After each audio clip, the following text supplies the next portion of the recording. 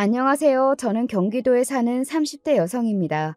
원래는 결혼해 남편과 딸아이 하나 이렇게 셋이 함께 살고 있었는데 지금은 딸아이와 저 이렇게 두 식구가 함께 살고 있네요. 이렇게 되기까지 그동안 참 많은 일들이 있었습니다. 오늘은 그 일들에 대해 이야기해 볼까 합니다. 저는 이른 나이에 결혼했습니다. 엄청나게 이른 건 아니었지만 그래도 제 친구 중에서는 가장 이른 나이이긴 했어요. 24세 했거든요. 공부를 그다지 잘하는 편이 아니었기 때문에 전문대를 나와 일찍 취업했습니다. 물론 그다지 좋은 회사는 아니었어요. 그리고 거기서 남편을 만났습니다. 남편은 저보다 7살이 많았어요. 당시에 31였습니다. 그리고 제가 다니던 회사의 정직원이었어요. 남편은 그래도 나름대로 서울에 있는 4년제 대학을 나와 그 회사에서는 그런대로 엘리트 대접을 받으며 다니는 사람이었습니다. 당시 어렸던 저에게는 그런 남편이 굉장히 멋있어 보였던 기억이 있네요. 남편은 저와는 달리 집안이 중상층 정도는 되었어요. 저는 굳이 따지자면 조금 못 사는 편에 속했거든요. 아버지는 공장을 다니셨고 엄마는 집에서 부업을 하는 그 정도 말입니다. 밥을 굽는다든지 그만큼은 아니었지만 늘 돈에 쪼달리듯 살아갔고 어딘가 늘 부족한 그런 집이었어요. 반면 저희 시댁은 경기도에서는 그래도 조금은 비싸다는 아파트에 시아버지도 대기업을 다니셨고 시어머니도 오랜 시간 직장을 다니셨습니다. 남편은 그런 집의 외동아들이었고요. 대단히 잘 살거나 대단히 무언가가 있는 집은 아니었지만 제 눈에는 충분히 잘 사는 그런 집이었어요. 딱히 부족함이 없는 삶, 돈이든 뭐든 무언가에 쫓기지 않는 삶. 그런 삶을 사는 게 제 인생의 큰 목표 중에 하나였거든요. 그래서 남편과 결혼했습니다. 물론 좋아하는 마음도 있기는 했지만 그보다 안정적으로 살고 싶다는 마음이 더 크기는 했던 것 같아요. 따지고 보면 저도 순수한 마음으로 결혼을 한 게 아니기는 하죠. 그래도 남편을 좋아했습니다. 그런 마음이 하나도 없었다면 결혼까지는 하지 못했을 거예요. 솔직히 저는 그런 생각도 하기는 했던 것 같습니다. 저와 남편이 7살이 차이가 나고 제가 훨씬 어리니 그게 무기가 되어서 이 정도의 조건 차이는 괜찮을 거라는 그런 생각 말입니다.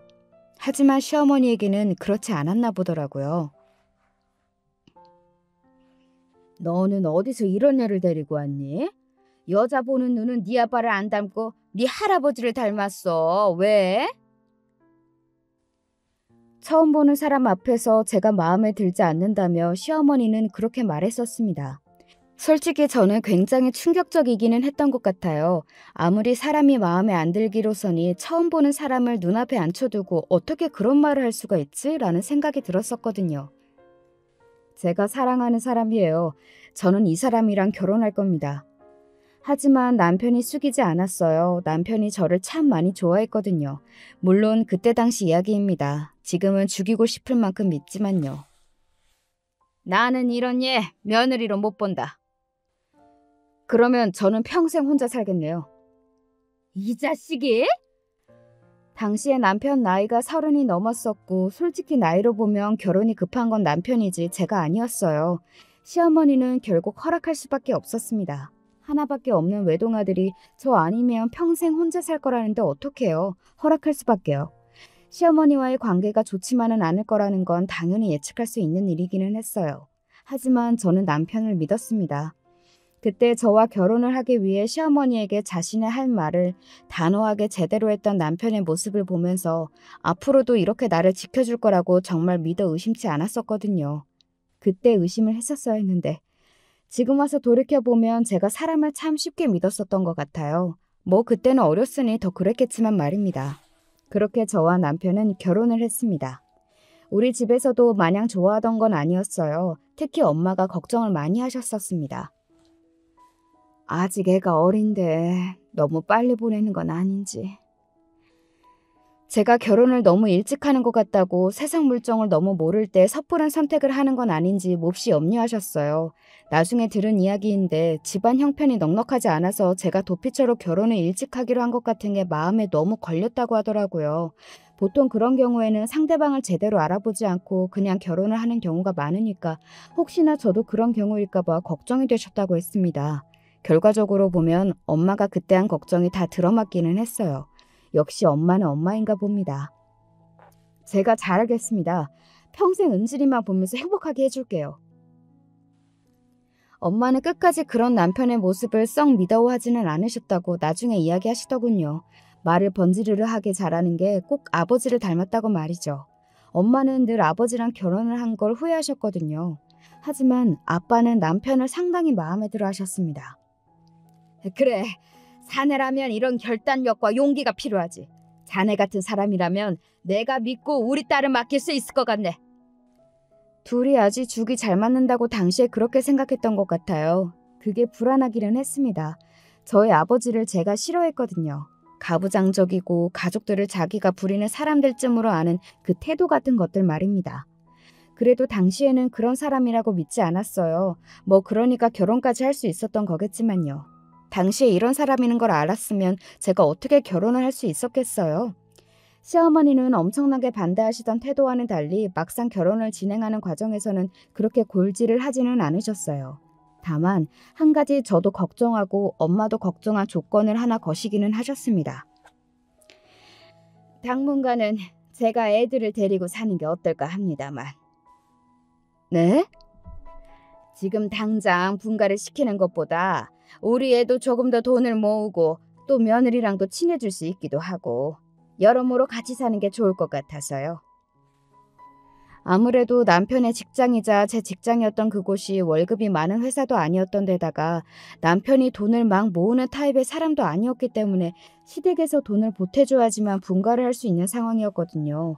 그런데 시댁에서 일단은 당장 자신들도 그 정도의 여유는 없으니 데리고 있으면서 상황을 좀 보다가 남편이 돈을 모으고 또 자신들이 조금 더 보탤 수 있을 때 나가 사는 게 어떻겠냐고 한 겁니다.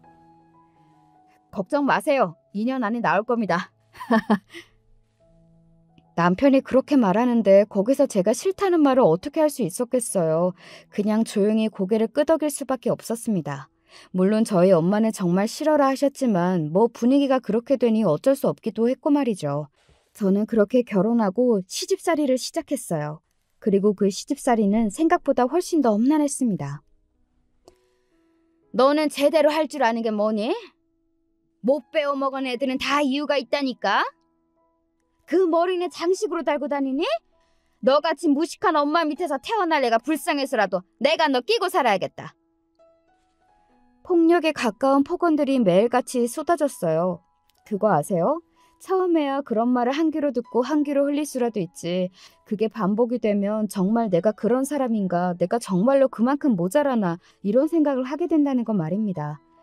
그러고는 결국에 세뇌당해서 자존감이 바닥을 치고 내가 정말 모자라는구나 라는 생각을 하게 돼요. 제가 그랬거든요. 처음에는 내가 여기서 왜 이런 이야기를 듣고 있지? 라고 생각하던 순간들도 있어요. 하지만 어느 순간 내가 정말로 모자라서 이런 소리를 듣고 있구나. 정말로 시어머니나 남편이 아니었으면 나는 시집도 못 가고 구제불능으로 살았겠구나. 그런 생각들을 하게 되더라니까요. 그리고 늘 제 편이 되어줄 것 같던 남편도 어느 순간 변했습니다.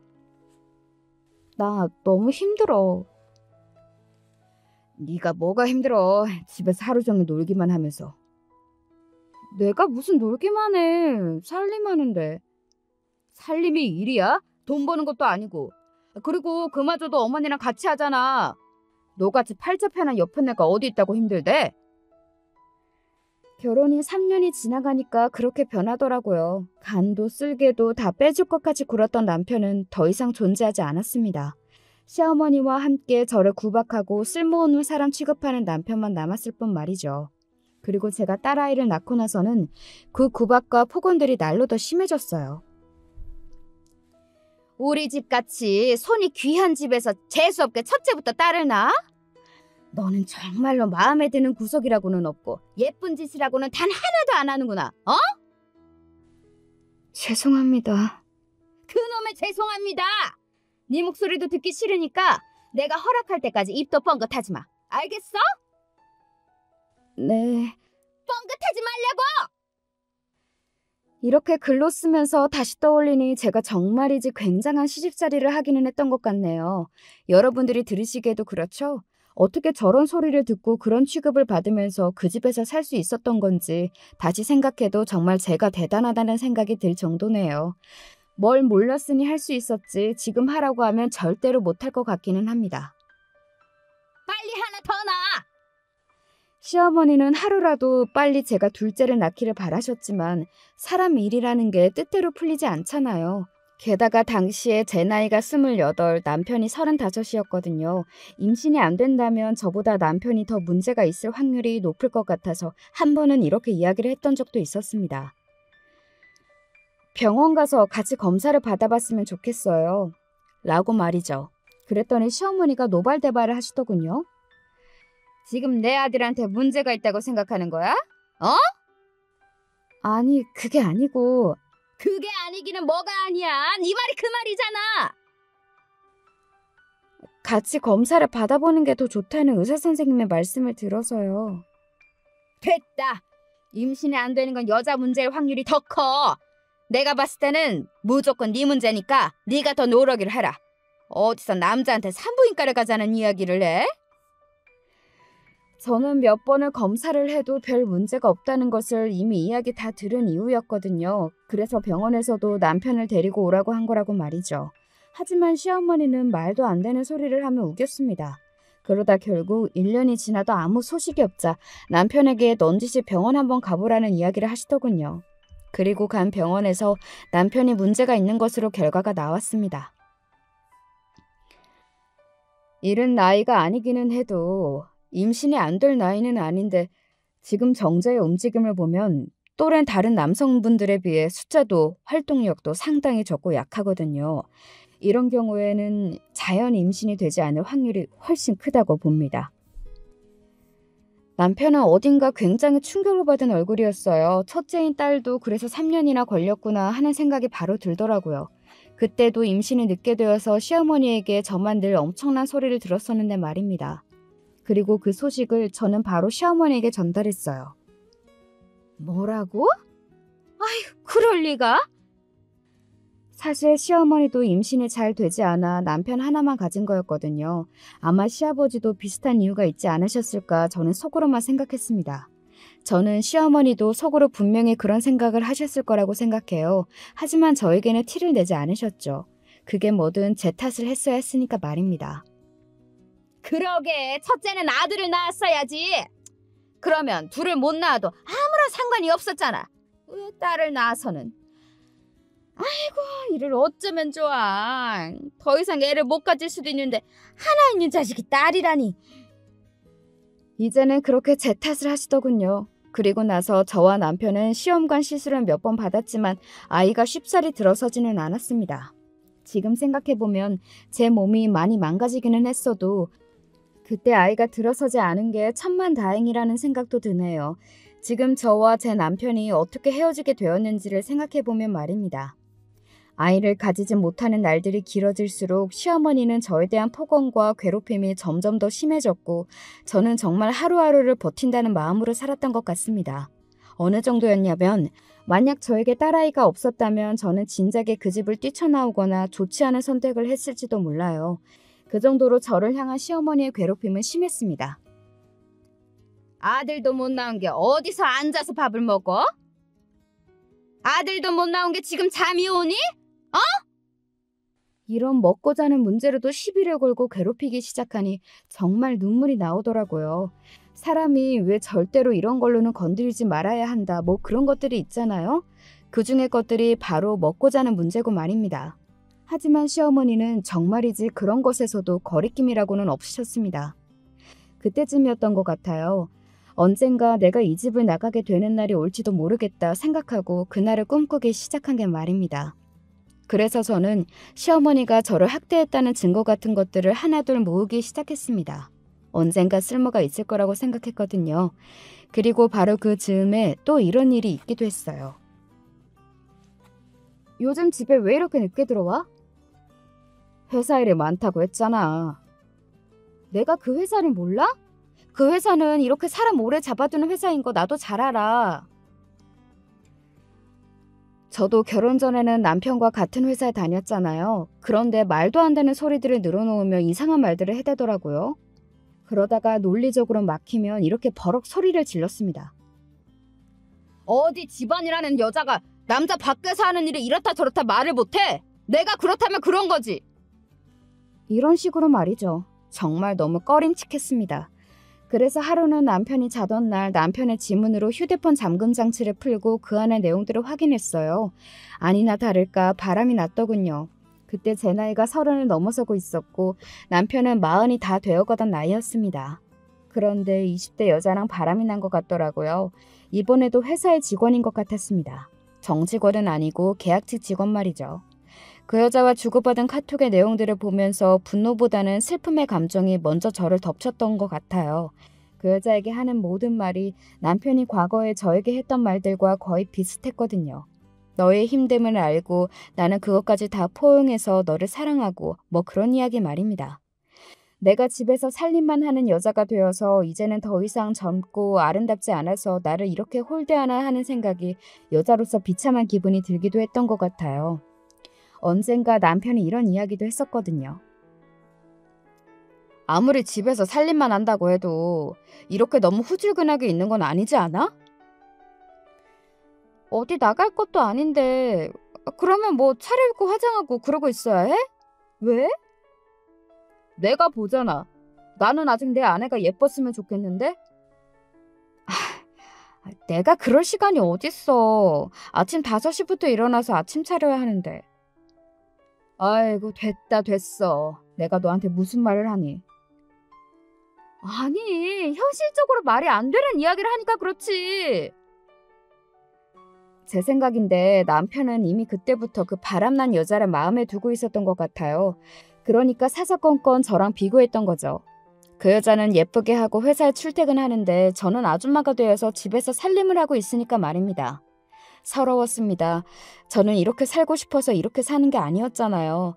분가시켜준다던 그 인연은 이제 훨씬 지나다 못해 그 말은 언제 있었는지 흔적도 없이 사라져버렸고 제가 관련 이야기만 꺼내면 돈도 없고 돈도 못 벌어오는 년이 그런 이야기 한다고 속표해서 좋겠다고 막말이나 듣고 살면서 새벽 5시에 일어나 밥을 차리고 시어머니가 시키는 온갖 잡다한 일과 폭언과 괴롭힘을 받으며 시집살이 하고 있는데 말입니다. 아무 의미가 없다는 생각을 그쯤에 했던 것 같아요. 내가 여기서 이러고 살 의미도 왜 이러고 사는지도 말입니다. 남편의 휴대전화에 있는 그 바람의 증거들을 제 휴대폰으로 옮긴 다음 그때부터 본격적으로 어떻게 하면 한 푼이라도 더 받고 이 집을 나갈 수 있을지 궁리를 시작했던 것 같습니다. 그냥 나가서 딸아이와 둘이 함께 살 엄두가 나지 않았고 게다가 저는 그간 남편과 시어머니에게 당한 게 억울해서라도 그냥 그 집을 순순히 나갈 수 없었어요. 그렇게 이렇게 저렇게 머리를 굴리고 있던 어느 날이었습니다. 어머니, 저 강남 아파트 청약 당첨됐어요. 뭐? 그게 정말이냐? 어머나 세상에 이런 복이! 남편이 강남에 있는 아파트에 청약 신청을 넣었는데 당첨이 된 겁니다. 그 아파트는 저도 알고 있는 아파트였어요. 당첨만 되면 로또나 다름없다고 주변에서도 너도 나도 넣었던 아파트였습니다. 그런데 남편이 됐더라고요. 저는 그쯤에는 이미 어떤 이유가 있던 남편과 헤어질 생각을 굳게 하고 있던 시점이었기 때문에 그냥 돈을 더 받을 수 있겠구나 그런 생각만 했던 것 같아요. 그런데 제가 따로 요구하지 않아도 그게 이루어졌습니다. 하루는 시어머니가 저를 부르더군요. 그러고는 이렇게 말했습니다. 작게 시작할 수 있는 전셋집 정도는 내가 마련해 줄 테니 갈라서거라. 굉장히 선심 쓰는 듯 그렇게 말하면서 남편과 이혼하라고 하더군요. 알고 봤더니 시어머니는 남편이 다른 여자를 만나고 있다는 사실을 다 알고 계셨습니다. 그리고 남편이 그 여자와 새 출발을 하고 싶어 한다는 것도 말이죠. 아마 시어머니의 생각에는 시험관을 받으려고 해도 나이가 많은 저보다는 어린 여자가 낫겠다고 생각했을 거고 또 저와는 이미 너무 어그러지시고 미워하는 마음도 크고 하니 더 이상 꼴 보기 싫기도 했을 겁니다. 그래도 그렇지 너무 양심이 없더군요. 시어머니가 챙겨준다고 말하던 그 전셋집은 11평의 작은 1.5룸이었고 전세가 기준 1억이 조금 넘는 집이었어요. 동네도 좋지 않았고 말이죠. 싫은데요? 시어머니는 꽤 놀란 듯 보였습니다. 시어머니의 입장에서는 그만큼 저에게 굉장히 많이 챙겨주는 거라 생각했을 거고 또 평소에 고분고분 말을 다 듣는 사람이었으니 이번에도 조용히 받고 떨어질 줄 알았는데 싫다는 말이 나왔으니 말이죠. 뭐라고 했냐? 너 방금 싫다고 했냐? 네, 싫다고 했어요. 아니, 너 같은 애한테 이 정도나 준다고 하면 감지덕지하고 받아서 나갈 것이지. 지금 이게 어디서 주제도 모르고. 애비 바람난 거 다 알고 있어요. 저한테 증거도 있고요. 제 그 말에 시어머니는 입을 딱 다물더군요. 정말로 그동안 저를 바보 등신 머저리 취급하고 있었구나 하는 것을 단번에 알 수 있었습니다. 제가 알고 있을 거라는 생각은 정말 하나도 못한 듯 보였어요. 그게 뭐? 남자가 사회생활을 하다 보면 바람도 나고 그럴 수도 있지. 사람들도 그렇게 생각하는지 한번 볼까요? 저 소송할 거예요. 이게 어디서?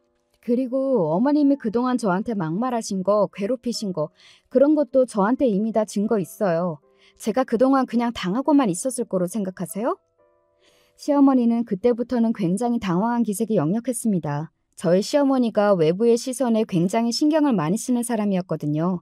그래서 저와 밖에 나가는 날에는 세상에서 가장 상냥하고 사람 좋은 시어머니 행세를 했고 말이죠.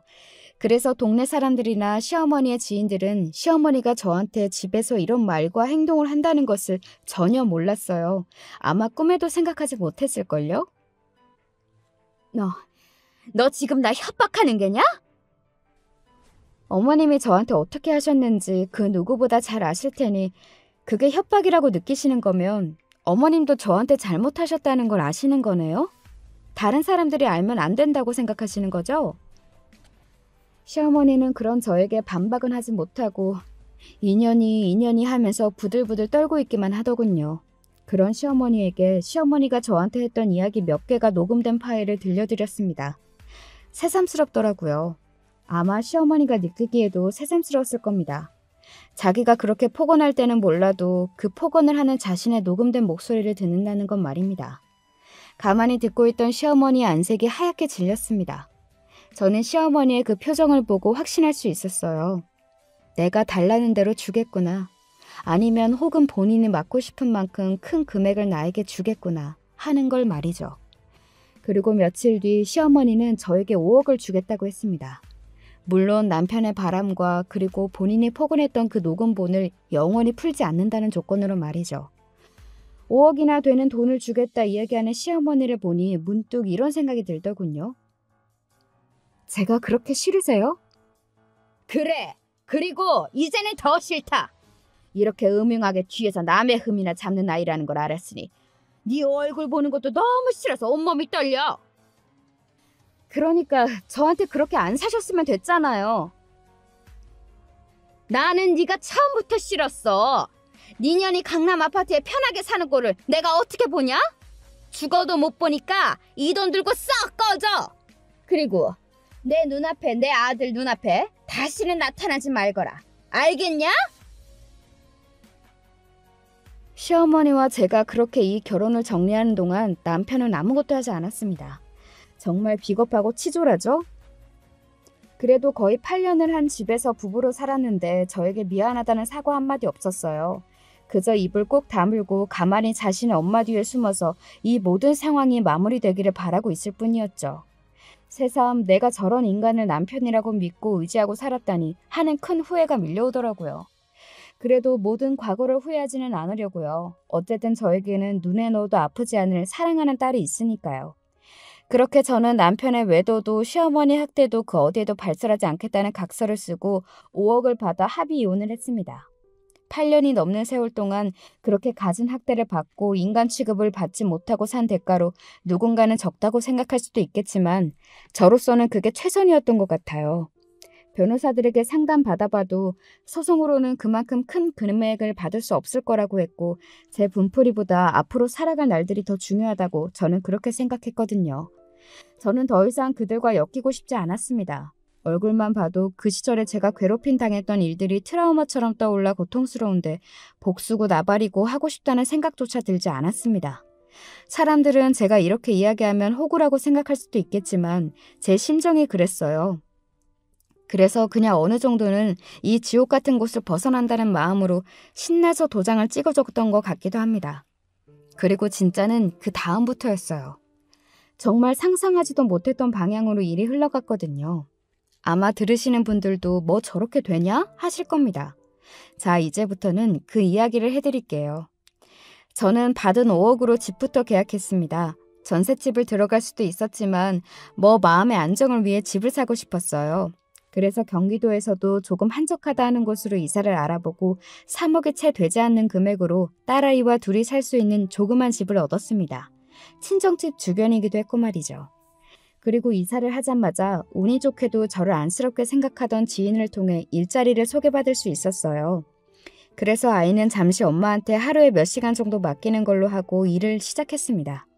아이가 6살이 되던 해였기 때문에 어느 정도는 엄마 손을 조금 떠나도 되는 때이기도 했고 또 아이가 외할머니를 무척이나 좋아하기도 했어요. 저는 이혼하고 나니 인생이 잘 풀리는 것 같다는 느낌을 받으며 하루하루를 더없이 행복하게 지내고 있었습니다. 누군가에게 감시받지 않아도 되는 것, 폭언과 괴롭힘 등등으로부터 해방된 삶이 얼마나 안락하고 편한지를 느끼며 매일을 감사하게 지냈던 것 같아요. 그들이 떵떵거리고 살든 말든 솔직히 저는 관심이 없었습니다. 당시에 제가 무척이나 행복했거든요. 그래서 다 괜찮았어요. 하지만 옥보라는 건 있고 천벌이라는 건 있는 것 같더라고요. 얼마 지나지 않아 들려온 그들의 소식은 저로서도 놀랄 만큼 충격적이기는 했습니다. 우선 남편이 만났다던 그 여자 말입니다. 20대고 남편과 같은 직장에 다녔던 계약직 상간녀요. 그 여자가 사기꾼이었다고 하더라고요. 결혼하려고 시어머니가 이거저거 알아보던 중에 알게 된 모양이었습니다. 그 여자는 자신이 사기꾼이라는 게 들통이 나자마자 잠적을 해버렸고 말이죠. 그래서 여기서 무슨 사기를 당했느냐가 가장 중요하겠죠. 바로 그 아파트 청약이었어요. 그거 거짓말이래. 청약이 된 게 거짓말이라고? 그 여자가 자기가 다 알아서 하겠다고 하면서 청약 신청했다 하면서 돈 뜯어가고 당첨됐다는 것도 어디서 합성해서 보여주고는 또 돈을 뜯어갔다던데? 청약된 것도 애초에 거짓말이고 없던 일이래. 뭐? 그리고 그걸로 뜯긴 돈이 5억이 넘는다던데? 사람이 멍청해도 정도가 있지 여자의 눈이 멀어 제대로 된 판단을 못한 것 같더라고요. 누가 봐도 허술한 사기 수법인데 그냥 넘어간 겁니다. 여자가 자신이 대신 신청해주겠다는 말에 남편이 돈을 주고 그리고 나중에 당첨이 됐다며 합성한 사진을 보여줬는데 그걸 덜컥 믿어버린 거고 말이죠. 그리고 잔금까지 그 여자한테 다 줬다더군요. 그렇게 사기를 당한 게 총 5억이 넘는다고 하더군요. 저에게 준 돈까지 합치면 시댁은 하루아침에 10억이라는 돈을 날린 겁니다. 그 집이 그렇게까지 부자도 아닌데 그 정도의 금액이면 엄청나게 큰 금액이거든요.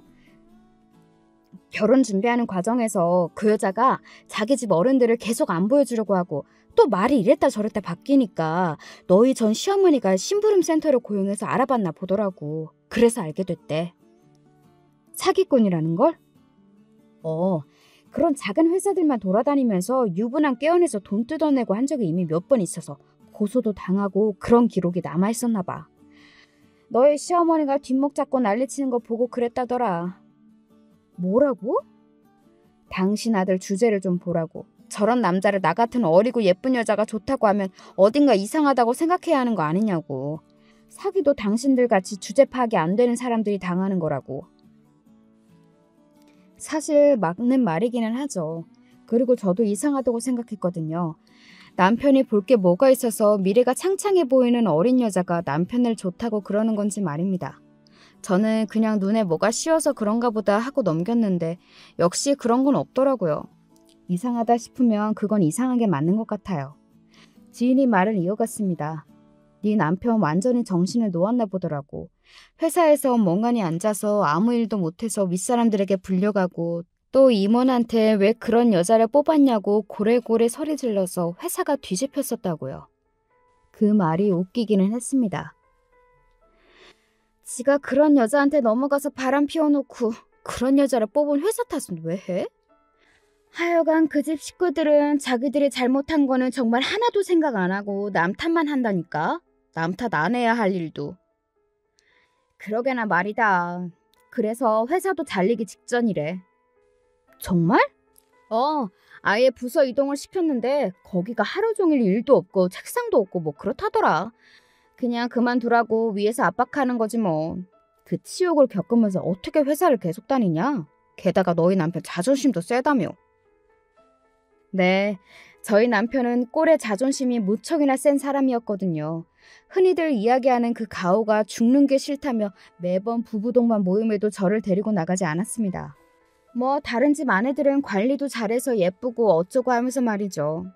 제가 아는 남편은 본인이 회사에서 그런 취급을 받는다면 얼마 버티지 못하고 금방 그만두고 나올 게 뻔한 사람이기는 했어요. 그 회사를 나와서 그 나이에 다시 어디를 갈 수 있을지는 모르겠지만 그런 냉정한 현실 파악과는 거리가 먼 사람이기도 했고 말입니다. 그리고 이번에는 또 다른 사람에게 들은 이야기인데 시어머니가 저를 학대했다는 것도 동네 파다하게 소문이 다 났다고 하더군요. 저는 정말로 소문을 낸 적이 없었거든요. 그래서 그게 어떻게 났나 했는데 사실은 동네 사람들도 은연중에 다 알고 있었나 보더라고요.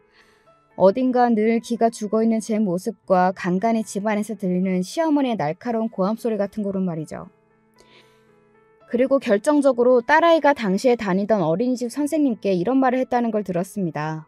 저는 그 말을 듣고 가슴이 참 많이 아팠던 게 기억이 나네요. 글쎄, 미나가 자기 할머니가 맨날 자기 엄마 아야하게 한다는 이야기 들었어요? 그거 아무래도 미나 어머님이 시어머님께 학대당한다는 말 같죠? 어딘가 늘 기가 죽어 보이고 힘이 없는 모습으로 다녔던 제 태도에 그 소문이 더해져 동네 아줌마들 중심으로 그 소문이 빠르게 더 살이 붙어져서 퍼졌다고 하더군요.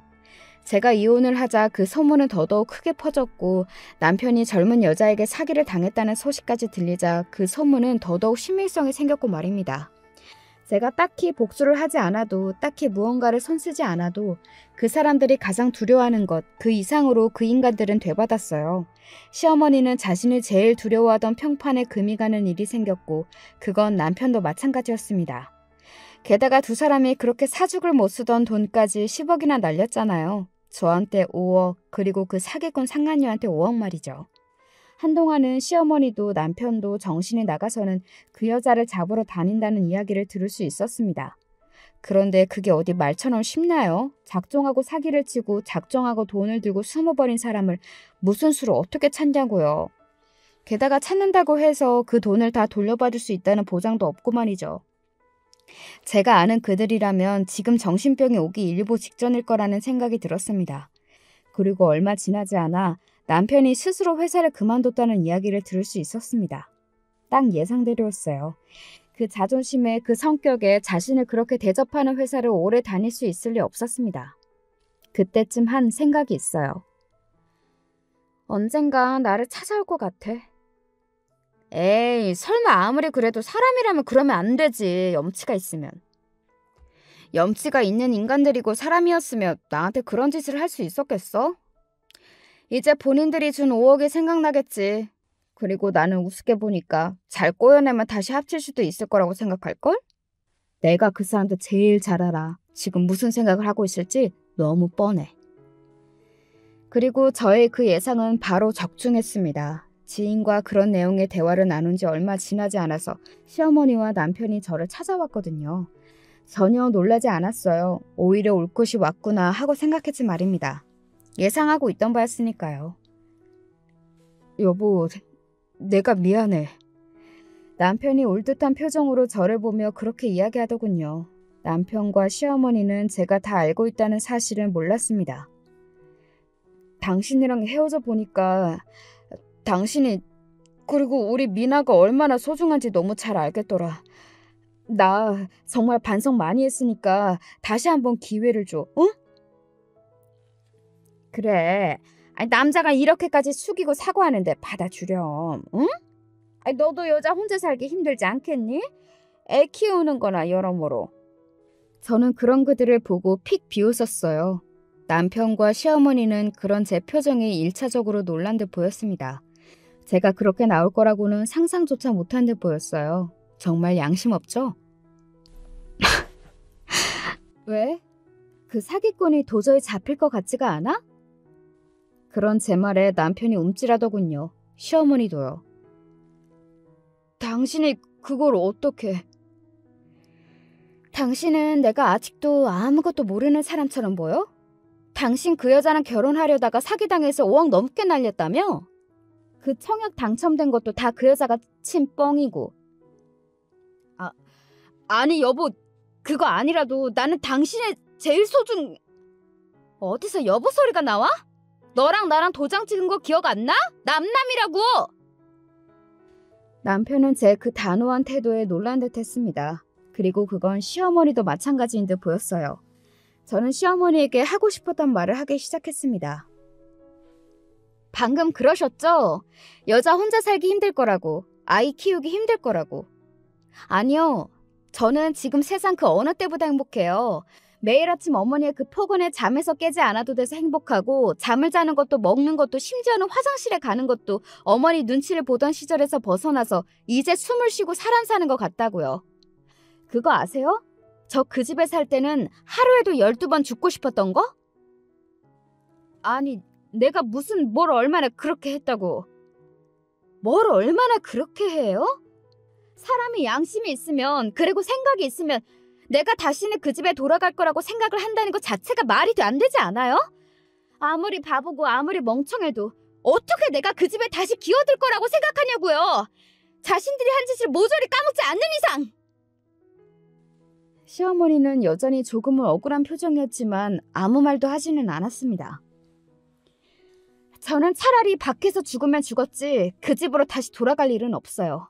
그러니까 포기하시고 돌아가세요. 인제 와서 이러시는 거 저한테 준 5억이 아까워서 그러시나 본데, 그게 제가 다 알아보니까 다시 받아가실 수 없는 돈이에요. 그니까 포기하세요. 그렇게 이야기하고 그 자리에서 벌떡 일어서서 나왔습니다. 뒤에서 저를 부르는 남편의 목소리가 들려왔지만 돌아보지도 않았어요. 저는 그들의 얼굴을 보고 있는 것만으로도 숨이 턱턱 막혀왔거든요. 제가 그렇게까지 이야기했는데도 남편과 시어머니는 얼마간은 계속 저를 포기하지 않았습니다. 정확히는 저를 포기하지 않은 게 아니라 저한테 준 돈이 자꾸 생각이 났던 거였겠죠. 그때는 그 강남에 엄청나게 비싼 아파트에 들어간다고 생각하고 5억쯤이야 하며 준 걸 텐데 지금은 그게 아니었으니까요. 남편은 수시로 저를 찾아와서 너밖에 없다는 둥, 우리 세 식구 함께 살자는 둥, 이런 말도 안 되는 소리들을 해댔습니다. 세상 어느 천지에 그런 말을 믿을 여자가 있냐고요. 그리고 이제는 다 늙어빠진 그 남자란 말입니다. 취직 자리를 알아보고 있는 것 같았지만 경력이 많은 것도 아니었고 전 회사에서 좋지 않은 일로 쫓기듯 잘린 거라 그런지 취업이 안 되는 것 같더라고요. 그런데 돈은 다 날려먹었으니 일을 구하긴 했던 상황이었고 말입니다. 그것 때문에 시어머니와 남편이 하루가 멀다고 싸우는 바람에 주민들이 저 집 엄마랑 아들은 맨날 첫날 싸우냐, 며느리 없으니까 이제 아들을 잡냐, 뭐 그런 말까지 한다고 들었습니다. 그리고 그 상간녀 있잖아요. 그 여자는 해외로 도피해서 사실상 잡는 건 불가능하다는 이야기를 전해 들을 수 있었습니다. 단순히 그 여자가 혼자 사기를 쳐서 달아난 게 아니라 그 무리, 조직 같은 게 있나 보더라고요. 남편이 혼자 어떻게 잡으러 다닌다고 해서 잡을 수 없는 전문꾼들 말입니다. 경찰도 고개를 절레절레 저었다고 하니까요. 아마 잡는다고 해도 돈은 이미 그 여자 손에 없을 겁니다. 이미 다 빼돌려서 다른 곳에 넘긴 상태일 거니까요. 이런 전문꾼은 잡는다고 해도 돈을 받을 수 있는 확률은 거의 없다고 보시는 게 맞아요. 그 말을 듣고 시어머니와 남편이 절망했다고 들었습니다. 시어머니는 경찰서 바닥에 주저앉아서 땅을 치며 울었다는 이야기도 전해 들었고 말이죠. 이런 걸 보면 업보라는 게 정말로 있나 싶기도 해요. 그리고 또 그런 게 있다고 느낀 것 중에 하나는 바로 이거였습니다. 너 들었니? 뭘? 너 사는 집 거기 재개발 들어간대. 제가 이혼을 하는 조건으로 5억을 받아 샀던 그 집 말이에요. 원래는 거기가 재개발 구역이 아니라 다른 곳이라고 소문이 돌아서 다른 곳의 집값은 엄청나게 뛰고 상대적으로 저희 집이 있는 곳은 값이 내려가서 제가 더 싼 값에 살 수 있었던 거였거든요. 그런데 소문이 돌던 그 구역이 아니라 저희 집이 있는 구역으로 발표가 났다는 겁니다. 그것도 저희 집이 정말로 한가운데 중심가였어요. 거의 7배가 넘는 보상금을 받게 될 거라고들 하더군요. 제가 살고 있던 집은 위치가 좋아서 더 받게 될 수도 있다는 이야기를 들을 수 있었습니다. 그게 거의 10억에 가까운 돈이었어요. 내가 그동안 너무 고생해서 하늘이 나를 가엾게 여기고 이런 선물을 보내주시는 건가 하는 생각까지 들 정도였습니다. 그 재개발뿐만 아니라 이혼하고 정말 모든 게 잘 풀렸었거든요. 심지어 친정 부모님마저도 말입니다. 친정 부모님이 살던 집도 바로 옆에 도로가 생기면서 가격이 3배가 뛰었거든요. 저도 지인이 소개해준 그 직장에서 일을 굉장히 잘한다는 이야기를 들으며 연봉까지 협상할 수 있게 되었으니까 말이죠. 정말 행복한 나날들이었습니다. 진작에 왜 이혼하지 않았는지, 뭐가 그렇게 겁이 났던 건지 과거에 제가 정말로 바보 같고 한심하다고 여겨질 정도는 말이죠. 그리고 그 재개발 소식은 얼마 지나지 않아 시어머니의 귀에 들어갔습니다. 득달같이 저를 찾아왔거든요. 내가 준 돈으로 그렇게 큰 돈을 벌게 된 거니까 나한테도 나눠줘야지 않겠니? 그게 당연한 거지. 이런 말도 안 되는 소리를 하루 말이죠. 그게 당연한 거라뇨? 그 5억은 저한테 주신 거고 도장 찍고 합의까지 다 한 제 돈이잖아요. 그 돈으로 산 집이 가격이 오른 건데 그걸 왜 제가 어머니한테 드려야 하는 거죠? 어머머머머, 얘 말하는 것 좀 봐. 양심이 없네. 제가 양심이 없다고요? 어디 한번 동네 사람들 다 불러놓고 이야기해준 다음에 누가 더 양심이 없는지, 지금 누가 억지를 부리고 있는 건지 물어볼까요? 너 이렇게 독한 애였니? 제가 독한 게 아니라 어머님이 너무 말도 안 되는 이야기를 하시는 거잖아요. 지금 무슨 소리를 하고 있는지 본인이 자각하고 있긴 하세요? 그렇게까지 이야기해도 시어머니는 도저히 돈이 포기가 안 되는지 계속해서 저한테 얼마를 달라고 요구하셨습니다. 그것도 참 기가 차다 못해 웃겼던 것 같아요. 처음에는 5억을 달라고 했다가 씨알도 안 먹히니 그 다음에는 3억을 달라고 했다가 요즘은 그러면 1억이라도 달라고 이야기하더라고요. 진짜 너무 웃기고 기가 차지 않나요? 법적으로 하세요. 법이요. 저는 그리고 그럴 때마다 법으로 해결하자는 것으로 답변하고 있습니다. 법적으로는 저는 아무 문제가 없다는 걸 이미 숱한 변호사들과의 상담으로 다 이야기를 들은 다음이었거든요.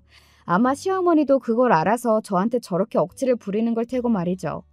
저에게 이혼하라고 했을 때, 그리고 강남 그 청약 아파트와 20대라는 남편의 그 상간녀의 눈이 멀었을 때는 이런 결과는 시어머니도 상상조차 하지 못했을 겁니다. 그리고 지금 시어머니의 심정은 제가 그 누구보다 잘 알 수 있어요. 그 사람의 성격을 가장 잘 아는 게 저는 저라고 생각하거든요. 아마 시어머니는 지금쯤 분한 심정에 잠도 제대로 자지 못하고 있을 게 너무나 눈에 선하게 보였습니다. 자신을 속이고 나른 그 사기꾼 상간녀도, 그리고 이혼하고 너무 잘 살고 있는 저도 너무 화가 나고 생각하는 것만으로도 분이 차오를 거예요. 보통 제대로 된 사람이라면 그래도 자신의 업보가 있고 자신과 아들의 잘못으로 일어난 일이니 그만 잊고 새롭게 살아보자 라는 생각을 할 텐데, 시어머니와 남편은 그게 되는 사람들이 아니었습니다. 아니, 애초에 그게 되는 사람들이었다면 저에게 그런 짓을 하지도 않았겠지만요. 아마 시어머니와 남편에게는 잘 사는 제가, 그리고 어쩌면 영원히 잡히지 않을 그 사기꾼 상간녀가 평생 감옥과 같은 고통을 줄 거로 생각합니다. 떠올리고 생각할수록 화가 나고 분하겠지만 어떻게 할 수 있는 방법이 없으니까요. 게다가 계속 되새김질하며 떠올릴 테고요. 그런 그들을 생각하면 더더욱 행복하게 살아야겠구나 하고 매번 다짐하게 되는 것 같아요. 그게 최고의 복수라는 걸 제가 그 누구보다 잘 알고 있으니까요. 저는 이제 그만 여기서 사연을 줄여야 할 것 같네요. 어떻게 들으셨는지 모르겠어요. 재미있고 또 속 시원한 이야기가 되었으면 좋겠습니다. 많은 분이 그렇게 들어주셨으면 하는 마음으로 썼거든요. 그리고 저는 이제 어느 정도 마음의 정리가 다 되었어요. 상처도 치유가 되었고요. 아마 그러니 이 이야기를 남에게 할 용기도 생긴 거겠죠. 다음 달에 친정 부모님과 집을 합쳐 이사하기로 했습니다. 여러모로 같이 사는 게 더 좋을 것 같아서요. 제가 받은 보상금과 부모님이 받은 보상금으로 동네에서 가장 좋다는 아파트를 계약했거든요. 아마 이 소식도 시어머니는 들었을 겁니다. 그리고 무진장 배 아파하시겠죠. 요즘 장마가 시작됐는지 비가 엄청 많이 오는 날이 잦더라고요. 우산 꼭 챙겨 다니시고 여름에는 냉방병도 조심해야 하는 거 아시죠? 언제 어디서나 건강이 최우선이니까 늘 건강 챙기면서 사세요. 그래야 좋은 날도 오고 하더라고요. 끝까지 들어주셔서 감사합니다.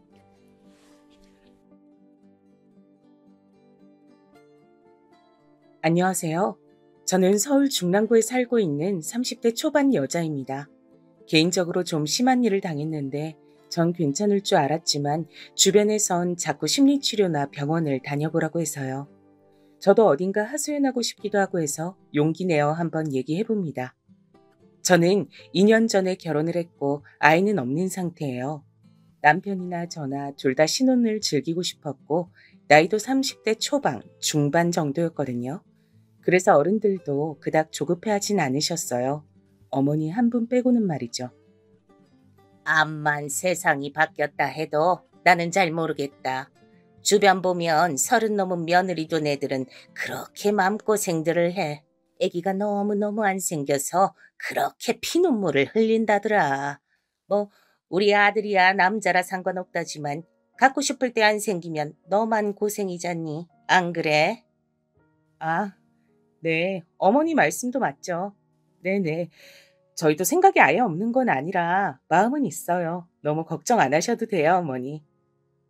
저는 간단하게 말을 맺었고 어머니는 저의 이런 반응을 탐탁치 않아 하셨어요. 물론 남편이 자기 엄마한테 충분히 어필하긴 했었더라고요. 나는 엄마한테 몇 번이나 의견을 전했어. 우리가 알아서 한다고. 그러니 우리 둘 다 있는 상황에선 얘기를 못 하시나 봐. 나 없을 때 자기한테 그러셨나 본데 당신이 듣고 적당히 좀 넘겨주라. 어른들은 그냥 결혼하면 바로 손주 보는 줄 아시잖아. 남편도 이렇게 양해를 구했고 저도 별로 크게 스트레스가 되진 않았어요. 어차피 시댁과 우리 신혼집은 먼 편이었고 별로 접촉할 일도 없었거든요. 그리고 뭐랄까, 전 결혼하면서 크게 환경이 바뀐 게 없었답니다. 친정도 가깝고 대학 때부터 친하게 지내던 친구는 여전히 집 근처에 살고 있었어요. 자주 만났고요. 지금부터 이 친구 이야기로 쭉 끌고 나갈 예정이니 잘 들어주시면 좋을 것 같아요. 이 친구는 대학 때 만났고 이름은 지영이에요. 그때부터 얼굴도 화려하게 이쁘고 늘 남자친구가 있었죠. 그런데 매번 인기도 딱히 없고 연애도 별로 안 해본 제가 얘보다 먼저 결혼을 했고요. 그걸 많이 서운해하더라고요. 미숙이 너 이렇게 빨리 결혼할 줄 몰랐어 정말. 그 오빠가 그렇게 좋아? 그리고 뭐가 급해서 빨리 하냐? 연애도 실컷 하다가 결혼해야지. 내가 볼 땐 너 전에 만났던 남자애가 훨씬 괜찮은데 말이야. 지금 오빤 너무 늙어 보여. 지영이는 이렇게 딴지를 걸 정도로 꽤 서운했던 모양이에요. 나 어차피 결혼해서 얼마간은 애기 안 갖고 똑같이 생활할 거야. 우리도 계속해서 만나면 되지. 네 남자친구랑 넷이서 자주 보자. 우리 남편도 네가 나랑 제일 친한 친구인 거 아니까 잘해주고 싶어 해. 다 같이 한번 보재. 이 말처럼 결혼한 뒤 얼마 안 돼서 우리 신혼집에서 다 같이 모였는데요. 지영이는 저희 집 곳곳을 둘러보면서 무척 부러워하더라고요. 우와, 집 너무 이쁘다. 나도 이런 곳에서 살고 싶다, 자기야. 미숙아, 여기 위층이나 아래층이나 이사 가면 꼭 말해줘. 나도 남친이랑 결혼해서 여기 살고 싶어. 오빠, 진짜 능력 좋으시다. 오빠 진짜 너무 멋지세요. 이런 집을 선물하시다니.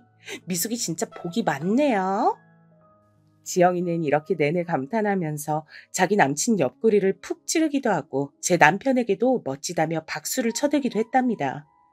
사실 이 집은 남편이 홀로 다 준비해서 들어온 건 아니고 저희 친정에서도 40%는 보태주셨거든요. 그런데 이 부분은 지영이가 어찌 생각할지 몰라서 굳이 얘기하진 않았어요. 예전부터 약간 승부욕이 있는 애였거든요. 나는 돈이나 뭐나 자랑하는 사람들 너무 싫더라. 그거 다 지들이 그 부분에 부족한 게 있고 열등감 있으니까 그런 거야. 멀쩡한 사람들이 자랑하고 그럴 게 뭐 있어? 그리고 아까 걔 말이야. 지 가방이랑 지네 집 돈 얼마나 많은지, 결혼식은 어디서 하는지 그런 말 하는 거 진짜 꼴보기 싫었어. 누가 물어는 봤냐고. 이처럼 특정 주제나 돈 관련해서 이런 말들 나오면 되게 싫어하는 분위기였어요. 제가 알기로 얘네 집도 엄마가 건물을 갖고 계시는 걸로 아는데 아무튼 본인보다 잘나 보이는 사람을 좋아하진 않았어요. 그런 건 그냥 친구로서 하나의 특징으로만 알고 넘겼는데요. 이 무렵 때가 저와 지영이 사이가 가장 좋았던, 가장 보기 좋은 시대에 막이 내리는 때였다는 걸 전 몰랐네요. 왜냐하면 얘랑 저는 거의 10년 가까운 친구였고 우리 엄마도 얘를 무척 예뻐하셨거든요.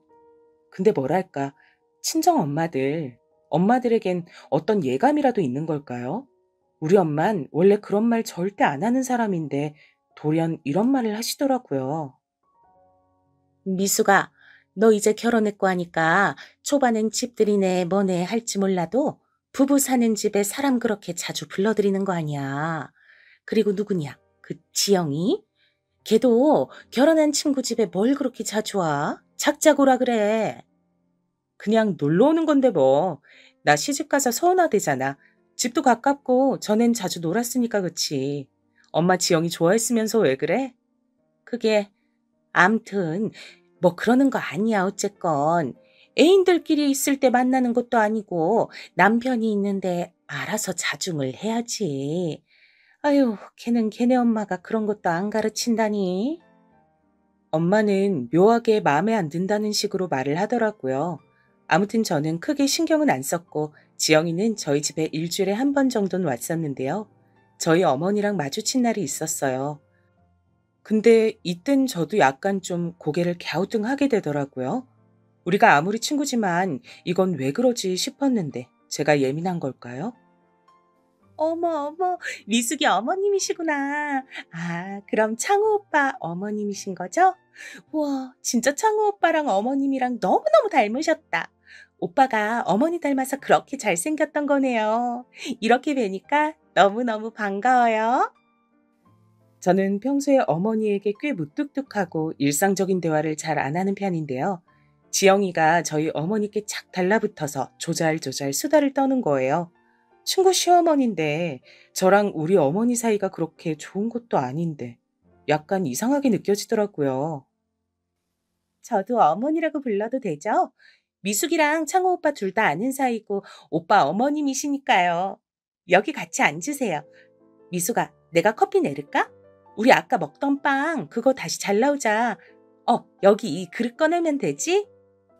이러면서 되게 싹싹하게 구는데 평소 저희 엄마한테도 그러긴 했지만 이때 대상은 우리 시어머니잖아요. 보통은 그냥 인사하고 슬쩍 거리를 두지 않나요? 저희 어머니는 또 본인 며느리 같지 않고 입 안에 혀 마냥 살갑게 구는 지영이를 보고 그게 마냥 기분 좋으셨나 봐요. 같이 앉아서 얘기를 하시는데 아예 대놓고 이렇게 말씀하시더라고요. 아이고, 맨날 딱딱한 우리 며느리 옆에 이렇게 재간둥이 친구가 있었네. 아가씨는 얼굴도 그렇게 이쁘게 생겨서 어쩜 이렇게 상냥하고 착해? 내가 얘네 집 와서 여기 앉아서 대접받아 보긴 또 처음이네. 아들네 와서도 맨날 문 앞에 반찬만 놓고 갔는데 말이야. 이거 참 의도치 않게 저라는 사람을 가운데 두고 뭔가 지영이랑 비교되어지고 있는 거예요. 지영이는 곧장 저를 감싸긴 했지만 이 흐름은 참 기분이 안 좋더라고요. 에이, 어머니, 그렇게 말씀하지 마세요. 우리 미숙이도 마음이 얼마나 따뜻한 앤데요.